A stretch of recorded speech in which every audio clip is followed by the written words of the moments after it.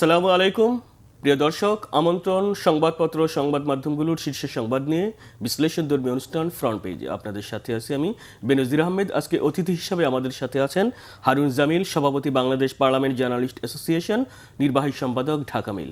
হারুন ভাই, আপনাকে স্বাগত। মূল অনুষ্ঠানে যাবার আগে দর্শক আমরা দেখে নিব আজকের বিভিন্ন পত্রিকার সংবাদ শিরোনামগুলো। দৈনিক প্রথম আলো, আবারও পাল্টাপাল্টি হামলা, মধ্যপ্রাচ্য পরিস্থিতি, ঠেলে পাঠানোর চেষ্টা চলছেই, বৈঠকে বিজিবি বিএসএফ। দৈনিক আমার দেশ, এবারও হচ্ছে না স্থানীয় সরকারের 3 নির্বাচন, সংসদে স্বরাষ্ট্রমন্ত্রী, গুজব ঠেকাতে সংশোধন করা হচ্ছে সাইবার সুরক্ষা আইন। দৈনিক ইত্তেফাক, স্থানীয় নির্বাচন ঘিরে তৎপর প্রার্থীরা, প্রস্তুত হচ্ছে ইসি, ব্যবসা পরিচালনায় লাইসেন্স অনুমোদন প্রক্রিয়া ও কর সেবা সহজ করা হচ্ছে। দৈনিক সমকাল, বাজেটের অর্থায়নই বড় চ্যালেঞ্জ, 12 লাখ রোহিঙ্গার তথ্য যুক্ত হচ্ছে সরকারি সার্ভারে। দৈনিক যুগান্তর, কড়া অবস্থানে বিজিবি, দিল্লিকে 13 চিঠি, পুশিন মানবে না ঢাকা। দৈনিক মানবজমিন, সীমান্তে পুশিন নিয়ে অস্থিরতা, প্রধানমন্ত্রীর মালয়েশিয়া সফরে পাশ বিষয়ে সই হচ্ছে সমঝোতা স্মারক, এবার রাজশাহীর প্রশাসকের বিদেশ সফর আটকে দিলেন প্রধানমন্ত্রী। দৈনিক কালের কণ্ঠ, ভ্যাটের জালে সব ব্যবসা, চট্টগ্রামে 11,000 কোটি টাকার কর্ণফুলী টানেল, দৈনিক আয় 11 লাখ টাকা, ব্যয় 37.5 লাখ। দৈনিক কালবেলা, আওয়ামী সমর্থক আইনজীবীদের দাবি অন্তত 30টি বারে তারা নির্বাচন করতে পারেননি বা বাধার মুখে পড়েছেন। 30 বার সমিতিতে প্রশ্নবিদ্ধ নির্বাচন, জনতুষ্টির বাজেটে থাকছে কর ছাড়ের ছড়াছড়ি। দৈনিক ইনকিলাব, পোশাক ও ব্যাংক খাতে অস্থিরতা, স্থবির বিনিয়োগ, রফতানি আয়, রেমিটেন্স ও উৎপাদন কর্মসংস্থান কমছে, অর্থনৈতিক সংকটে দেশ। গভর্নরের সঙ্গে সম্পাদক পরিষদের মত বিনিময়, ব্যাংকিং খাতের সংস্কার, সুশাসন ও গ্রাহকদের আস্থা আনার তাগিদ। দৈনিক বাংলাদেশ প্রতিদিন, ঋণের ফাঁদে আটকা মানুষ, অপচয়ের বিরুদ্ধে যুদ্ধের সামনে থেকে নেতৃত্ব দিচ্ছেন প্রধানমন্ত্রী। দৈনিক দেশ রূপান্তর, ঢাকার 78 গ্রুপে এখন ধনীর দুলালরাও, সমাজে বিস্ফোরা কিশোর গ্যাং। জাতীয় সংসদ, মানহানিকর কন্টেন্ট ও ভুয়া আইডি ঠেকাতে আইন সংশোধন হচ্ছে, অন্তর্বর্তীর পথে হাঁটছে নতুন সরকারও। দৈনিক নয়া দিগন্ত, প্রশাসনে সুদূর পরাহত মেধার মূল্যায়ন, সর্বাধিক বরাদ্দ শিক্ষা, স্বাস্থ্য ও সামাজিক নিরাপত্তা খাতে। বণিক বার্তা, এফআরসি তলব, 392 সরকারি প্রতিষ্ঠানের মধ্যে আর্থিক প্রতিবেদন জমা দিয়েছে কেবল 108টি। The Daily Star, audit of bank donations 2015-24, টাকা 1,243 crore flowed to PM's fund and Titans linked to Hasina. BSF takes back 21 stranded peoples as BGB blocks push-ins. The New Age, BSF pushing invades, families spend days in sun, rain without food. BGB signs MOU with Ansar and VDB to patrol voiders. The Daily Observer, government TV moved to lease NCT to DP World. আমরা দেখছিলাম আজকের বিভিন্ন পত্রিকার সংবাদ শিরোনামগুলো, তবে যেই প্রত্যেক পত্রিকার কিন্তু একটা কমন শিরোনাম আমরা দেখেছি, পুশিন। আপনি দেখবেন গত মে মাস থেকে অব্যাহতভাবে বাংলাদেশের সীমান্ত বিভিন্ন এলাকা থেকে ভারত জোরপূর্বক অনেকটা ঠেলে দিচ্ছে পুশিন, এবং আমরা দেখেছি পঞ্চগড়, লালমনিরহাট এবং চাঁপাইনবাবগঞ্জেও পুশিনের 70 ঘন্টা পরও ফেরত নিয়েছে, অর্থাৎ অনেকে বসেছিল রোদ বৃষ্টি না খেয়ে, যেটা পত্রিকা আপনারা দেখেছেন। তো এই পুশিনের অব্যাহত চেষ্টা আমরা দেখছি। এদিকে গতকাল পররাষ্ট্র প্রতিমন্ত্রী বলছেন তীব্র প্রতিবাদ জানিয়েছে, এবং তিনি বলেছেন যে এই মুহূর্তে 12 থেকে 13টি চিঠি দেওয়া হয়েছে দিল্লিকে যাতে পুশিন বন্ধ করা হয়। যে কোনো পুশিনের আগে কিন্তু একটি আইন থাকে বা একটা কাঠামো থাকে যার মাধ্যমে আলোচনার ভিত্তিতে পুশিন করা যায়, কিন্তু ভারত সেটা করছে না, এবং এই যে 12 থেকে 13টি চিঠি দেওয়া হয়েছে সেটার কিন্তু সদুত্তর বা রেসপন্স তেমন পাচ্ছি না। এই মুহূর্তে কিন্তু গতকাল নয়াদিল্লিতে শুরু হয়েছে বিজিবি বিএসএফ ডিজি লেভেলের বৈঠক। অনেকে মনে করছেন সীমান্ত হত্যা, পুশিন এগুলো নিয়ে আলোচনা হবে। কিভাবে দেখছেন? ধন্যবাদ আপনাকে।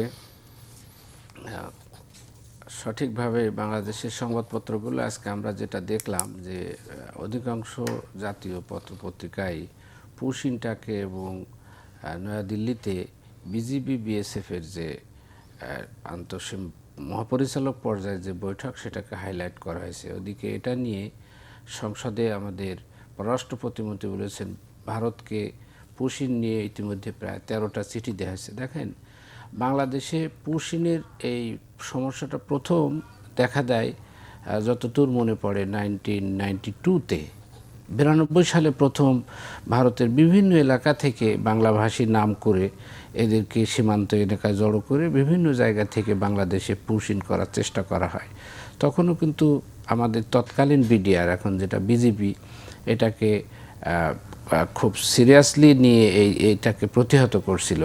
এবার প্রেক্ষাপটটা ভিন্ন। মাঝখানে কিছুটা সময় এটা একটু স্তিমিত থাকলেও আমাদের যে সীমান্ত হত্যা, বিশেষ করে বিএসএফের হাতে বাংলাভাষী বা বাংলাদেশি লোকজন নাগরিকদেরকে বিভিন্নভাবে সীমান্ত হত্যা নিয়ে খুব চাঞ্চল্যকর অনেক ঘটনা ঘটছে।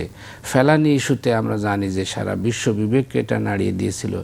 এবার যেটা হয়েছে, এই তৎপরতাটা শুরু হয়েছে মূলত বাংলাদেশের পার্শ্ববর্তী ভারতীয় রাজ্য যেগুলো পশ্চিমবঙ্গ, আসাম, ত্রিপুরা, এই যে বাংলাভাষী রাজ্যগুলোতে এখানকার বিজেপি গভর্নমেন্টের সরকার গঠনের পরই বিশেষ করে পশ্চিমবঙ্গে আমাদের নিকট প্রতিবেশী এই তৎপরতাটা শুরু হয়েছে। এবং এটা কিন্তু তারা আপনার কোনো রকম রাগঢাক ছাড়াই বিশেষ করে পশ্চিমবঙ্গে যিনি নতুন মুখ্যমন্ত্রী হয়েছেন, উনি ইলেকশনের আগে, নির্বাচনের আগেই বলেছেন যে বাংলাদেশের বাংলাভাষী যারা আছে তাদেরকে তাদের ভাষায় যে তারা বাংলাদেশি, এদেরকে বাংলাদেশে পুশিন করা হবে। এখন ভারত সরকার কেন্দ্রীয়ভাবে এটা নিয়ে খুব বেশি একটা কথাবার্তা বলেন না, কিন্তু কাজ তাদের অব্যাহতভাবে আছে। আমাদের দিল্লিতে এখন যে মহাপরিচালক পর্যায়ে বৈঠক হচ্ছে সেখানে প্রধান আলোচ্য ইস্যু এটাই। বর্তমান সরকার, বিএনপি সরকার বিশেষ করে, এ বিষয়ে যথেষ্ট সজাগ, সচেতন। গতকালও সংসদে বলা হয়েছে যে বাংলাদেশ এটা মেনে নেবে না এবং বাংলাদেশ এ ব্যাপারে কূটনৈতিক চ্যানেলে খুব সিরিয়াসলি, খুবই কঠোরভাবে কিন্তু এটার প্রতিবাদ প্রতিনিয়ত জানিয়ে যাচ্ছেন। ভারতের মূলত সমস্যা যেটা, এই প্রসঙ্গটা কিন্তু তাদের অভ্যন্তরীণ রাজনৈতিক সমস্যা। ভারত গত নির্বাচনের আগে তাদের এই যে বিধানসভা নির্বাচন যেগুলো হলো, এই নির্বাচনে তাদের বিজেপির যে এজেন্ডা ছিল তার ভিতরে অন্যতম একটা ইস্যু ছিল যে বাংলাদেশি তাড়াও একটা আন্দোলন করা। আসামে ইতিমধ্যে এটা শুরু হয়েছে বাংলাভাষী, সেখানে এই বাংলাদেশি তাড়াও তথাকথিত এই আন্দোলনের মূলত এদের মূল টার্গেট কিন্তু বাংলাভাষী মুসলমানরা। এখন তারা তাদের কোনো আইন কানুন নিজস্ব এগুলো নিয়ে কিন্তু খুব বেশি একটা তোয়াক্কা তারা করছে না। তারা করছে কি, এদেরকে বিভিন্ন জায়গায় দেখা গেছে, কিছুদিন আগে একটা খুব চাঞ্চল্যকর খবর বের হলো যে আসাম থেকে একজন বয়োবৃদ্ধ মানুষকে রাতের অন্ধকারে বাংলাদেশে ঠেলে দেওয়া হয়েছে এবং মিরপুরে তিনি এক জায়গায় আশ্রিত হয়েছেন। 3 মাস পরে দেখা গেছে তিনি কোথাকার থেকে আসছেন, কি দেখা গেছে তার ছেলে মেয়ে সবই কিন্তু ভারতীয়। তো একটা অদ্ভুত ধরনের একটা তৎপরতা ভারত করছে, যেটা যে যাদেরকে এখানে সীমান্তে এনে জড়ো করছে তাদেরকে বলা হচ্ছে যে তারা বাংলাদেশি, তার ছেলে মেয়ে, তার স্বামী কিংবা স্বামী থাকলে স্ত্রী, এগুলো কিন্তু সব কিন্তু ফ্যামিলি আসছে না। ফ্যামিলির কেউ বাংলাদেশি কেউ ভারতীয়, এটা তো হয় না। তো এগুলো হয়েছে কি যে বিভিন্ন জায়গায় যে সমস্ত বিশেষ করে মুসলমান জনগোষ্ঠীকেই তাদের মূল টার্গেট করছে। এটার একটা বড় কারণ হলো ভারতের যে আপনার গাণিতিক যে মানে ডেমোগ্রাফির যে সিস্টেম, সেখানে পশ্চিমবঙ্গে 34% থেকে 37% হলো মুসলমান। গত নির্বাচনে আমরা দেখছি যে তাদের ভিতরে 97 লক্ষ মুসলমানকে কিন্তু তারা ভোটাধিকার থেকে হরণ করেছে। এখন এটা তো প্রুভ করতে হবে তাদেরকে, এটা একটা জিনিস। এই প্রুভ করার জন্য তারা বিভিন্ন জায়গাতে, এবং দেখবেন যে এই জনগোষ্ঠীর বেশিরভাগই হলো খুবই আপনার মানে খুবই নিপীড়িত মানুষ, এরা খুবই নিম্ন আয়ের খেটে খাওয়া মানুষ। এমনও হয়েছে পশ্চিমবঙ্গের বাংলাভাষী গেছে হয়তো উড়িষ্যায় কাজে, সেখানে যে বাংলাদেশি হিসেবে চিহ্নিত হয়েছে এবং বহু কাঠখড় পোড়ায়, শুধু মুসলিম নাম থাকার কারণে বহু কাঠখড় পোড়ায় 2 মাস 3 মাস ডিটেনশন থেকে তারপরে তার প্রমাণ করে তার দেশে প্রমাণিত হইতেছে। সুতরাং বিষয়টা শুধু যে এরা এখানেই করছে তা না, তাদেরও নাগরিক সমস্যা তৈরি করছে তারা নিজেদের। এটা কেন? এটা হলো কারণ ভারতের অভ্যন্তরে এখন নানাবিধ সমস্যা রয়েছে। এই সমস্যা থেকে মানুষের দৃষ্টিকে, নিজের দেশের জনগণের দৃষ্টিকে তারা ভিন্ন দিকে ডাইভার্ট করা এবং সেখানে জনমিতি হারটাকে চেঞ্জ করে দেওয়ার জন্যই ভারত সরকার খুব পরিকল্পিতভাবে করছে। এবং এটার আরেকটা বড় কারণ হলো বাংলাদেশের বর্তমান সরকারের উপর একটা চাপ প্রয়োগ করা, একটা মনস্তাত্ত্বিক চাপ প্রয়োগ করা। কিন্তু এই মনস্তাত্ত্বিক চাপ প্রয়োগ করতে যেটা হচ্ছে সেটা হলো আরও ভারত বিরোধিতা, ভারতের প্রতি তাদের নিজের দেশের ভিতরেও কিন্তু এটা নিয়ে বাদ প্রতিবাদ হচ্ছে, কিন্তু তারা এ ধরনের তোয়াক্কা খুব করছে না।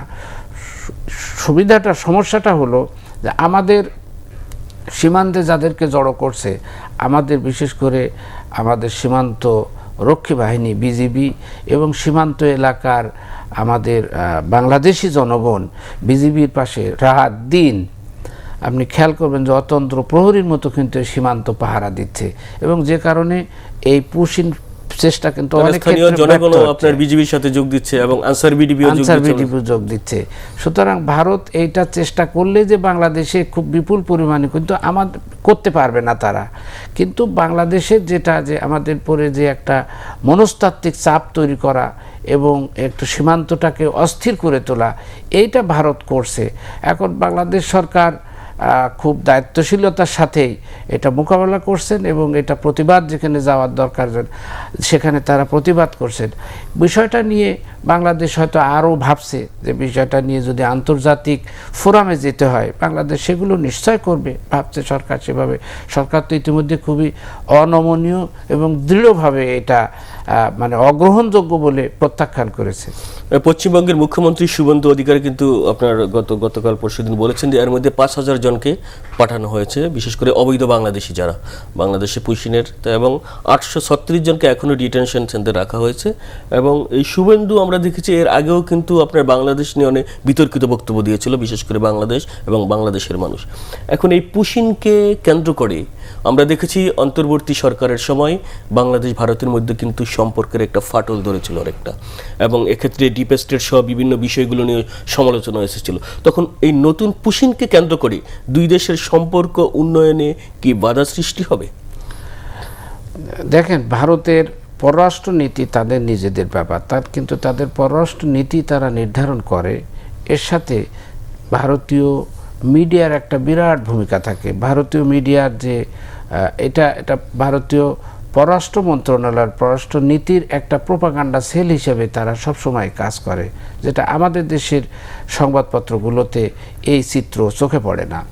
শুভেন্দু অধিকারী উনি মুখ্যমন্ত্রী হয়েছেন পশ্চিমবঙ্গের আগে দীর্ঘ সময় ক্ষমতায় ছিল তৃণমূল কংগ্রেসের সাথে ভারতীয় মুসলমানদের, বিশেষ করে পশ্চিমবাংলার মুসলমানদের সম্পর্কটা খুবই ভালো ছিল এবং মুসলমানরা এই সময়টাতে অনেক ক্ষেত্রেই তাদের সময় তারা একটু নিরাপত্তা বোধ করত। এ কারণে বিজেপি এবার নির্বাচনের আগে মুসলিম বিতাড়ন এবং মুসলিম বিরোধী প্রোপাগান্ডাটা তারা বেশি শুরু করে। শুভেন্দু অধিকারীর যে সমস্ত বক্তব্য নির্বাচনের আগে এসছে, এই নির্বাচনগুলো বেশিরভাগ ক্ষেত্রে তার বক্তব্যগুলো দেখা গেছে যে বেশ খানিকটা এগুলো মানে উগ্র মানসিকতার প্রকাশ। এখন এগুলো উনি কি নিজের থেকে এটা করছে? ভারতের কেন্দ্রীয় পশ্চিমবাংলার সাবেক মুখ্যমন্ত্রী এই যে গত সপ্তাহে তো বলছে যে অনেক কিছু জানি, বিশেষ করে আমাদের এখানকার হাদি হত্যা নিয়ে তিনি ইঙ্গিতপূর্ণ কথাবার্তা বলেছেন। ভারতীয় সরকার কিন্তু এটার খুব বেশি একটা জোরালো কোনো প্রতিবাদ করেনি। সুতরাং বাংলাদেশকে যে একটা অস্থির করে তোলা, মানসিক মনস্তাত্ত্বিক চাপ তৈরি করা, এটা ভারতের একটা কৌশলের অংশ। এটার কারণ কি? এটার কারণ হলো আমাদের এই বিএনপি গভর্নমেন্ট এবং 5ই আগস্টের পরবর্তী ডক্টর ইউনূসের গভর্নমেন্ট এই গভর্নমেন্ট আসার আগে এখানে যারা ক্ষমতায় ছিলেন তাদের সাথে ভারতের এক ধরনের মাখামাখি সম্পর্ক ছিল এবং বাংলাদেশের পররাষ্ট্রনীতিও সে সময় মানে অনেকটা এমন মন্তব্য দায়িত্বশীল ব্যক্তিরা করেছেন যেগুলো আসলে কূটনৈতিক শিষ্টাচার বিরোধী ছিল। এখন বাংলাদেশ সরকার, বর্তমান সরকার তো স্বাধীনভাবেই তার পররাষ্ট্রনীতি পরিচালিত করবে। এখন সঙ্গত কারণেই এটা ভারতের বর্তমান যারা ক্ষমতাসীন আছেন তাদের হয়তো মনোপুত হচ্ছে না, তারা মানসিকভাবে নানান ধরনের চাপ তৈরি করে তাদের দিকে ভারতীয় প্রভাব বলয়ের দিকে হয়তো বাংলাদেশকে টানতে চাচ্ছে। কিন্তু বাংলাদেশ সরকার তো চলবে বাংলাদেশের সিস্টেমে, বাংলাদেশের পররাষ্ট্রনীতি, বাংলাদেশের নিয়ম, বাংলাদেশের নিজস্বতা, বাংলাদেশের সক্রিয়তা অনুযায়ী হবে। সরকার সেটাই ফলো করছে। এখন বাইরের পশ্চিমবাংলার মুখ্যমন্ত্রী কি বললেন এটাতে তো আর বাংলাদেশের পররাষ্ট্রনীতি নির্ভর করবে না।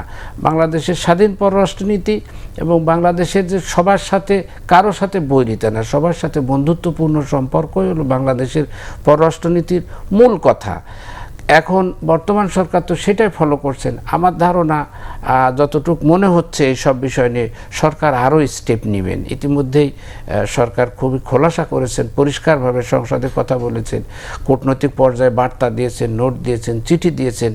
এই যে বর্তমানে দিল্লিতে আবার বিজিবি বিএসএফের পর্যায়ে উচ্চ পর্যায়ের বৈঠক হচ্ছে, এগুলো নিয়ে সেখানেও আলোচনা হচ্ছে। সেখানে তো সরকারের পক্ষ থেকে স্পষ্টভাবেই বলে দেওয়া হয়েছে যে এগুলো বাংলাদেশ কখনোই মানবে না এবং বাংলাদেশ তার প্রয়োজনীয় স্টেপ নেবে।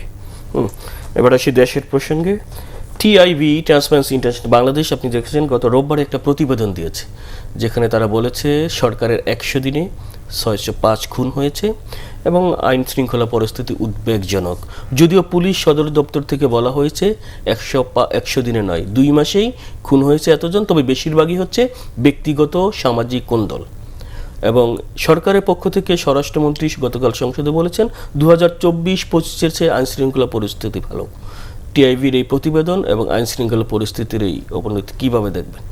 দেখেন, অপরাধ তৈরি হয়, অপরাধ সৃষ্টি হয় এবং অপরাধের বিস্তার ঘটে, সব বিষয়ের সাথে রাজনৈতিক বিষয় জড়িত থাকে তা না। অপরাধের সাথে কিন্তু অপরাধীরা জড়িত থাকে এবং অপরাধের অনেকগুলো সামাজিক কারণ থাকে। তো সামাজিক কারণে এই ধরনের অপরাধ প্রবৃত্তি ঘটে।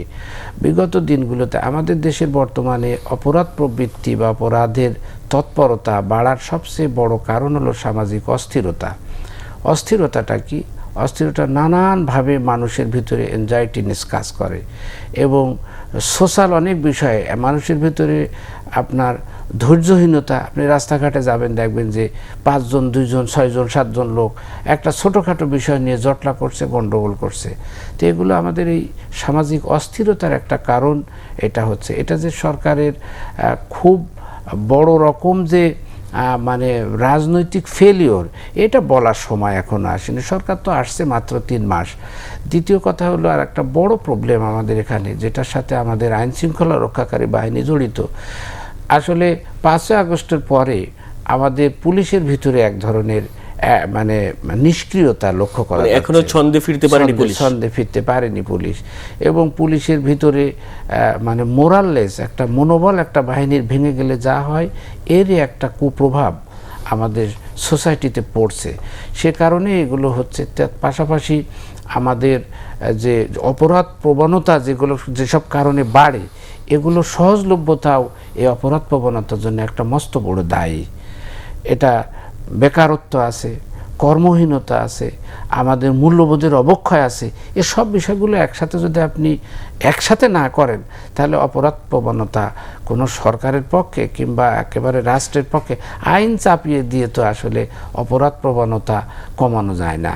অপরাধ প্রবণতা কমে মানুষের ভেতর থেকে, মানুষের পরিবর্তনটা মানসিক পরিবর্তন আসবে।